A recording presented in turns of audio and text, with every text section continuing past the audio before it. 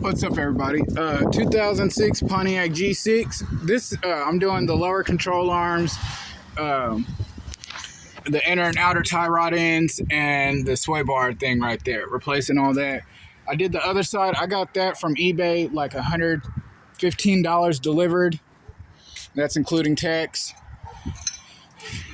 That's what the other side looks like.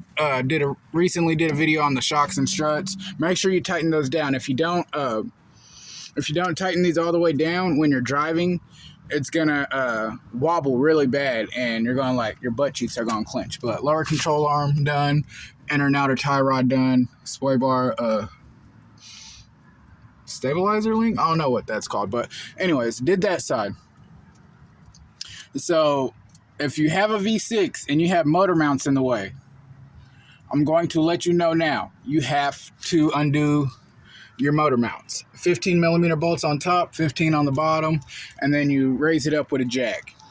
All the videos I've watched on YouTube or I've seen on YouTube, they don't tell you that shit. They just make it seem all simple and easy. You can get this lower control arm out, but this bolt right here is going to give you hell trying to realign, putting the new lower control arm in. Like, it'll line in, but it won't go all the way in because it's all at an awkward angle because this bushing right here, the motor mount right here. So yeah, just wanted to give you a quick update. So if you're not prepared to raise your motor a little bit and do all that, it's going to take you about 2-3 hours to do this. So if you don't have 2 to 3 hours, wait until the weekend. Also, these the bolt right here, it goes right there. I don't know if you can see it. Well, right there, yeah, I'm touching it right there where my finger is. That bolt has to be 100% replaced because when you knock it out, it's going to strip like this. So later on, I'm gonna be going to AutoZone. I'm gonna be going to Ace Hardware or Home Depot and be getting a bolt with this pitch thread. I'll link that down in the description, so you guys don't have to worry about finding the correct one or whatever. I'll link it for you guys. But you're gonna have to replace this bolt if you knock it out with a hammer. Doing this is hell, yo. So you start off by taking your wheel off, your tie rod. Your outer tie rod, I believe that's a 19.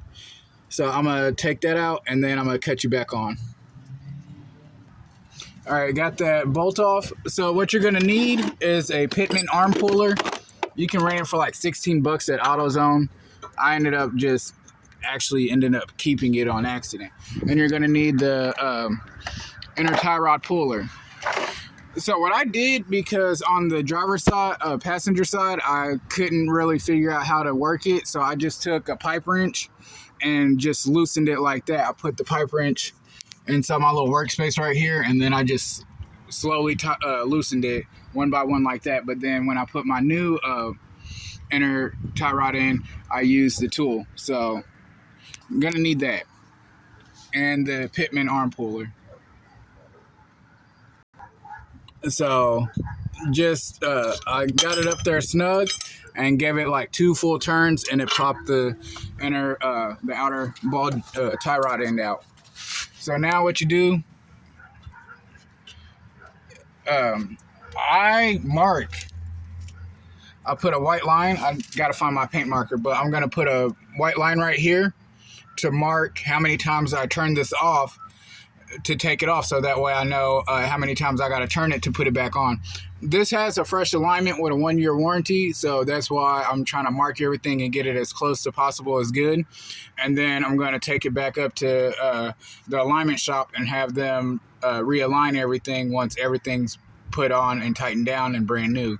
So I got a whole new front end suspension done on this car pretty much, and shocks and struts on the back. I got to do my front brakes, and then I'm done messing with this car for a little bit.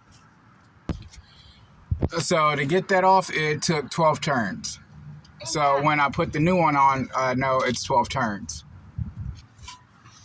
So with your outer tie rod end out, you're going to break this loose. I just used the pry bar and then lined it up and then smacked it with the back of my hand.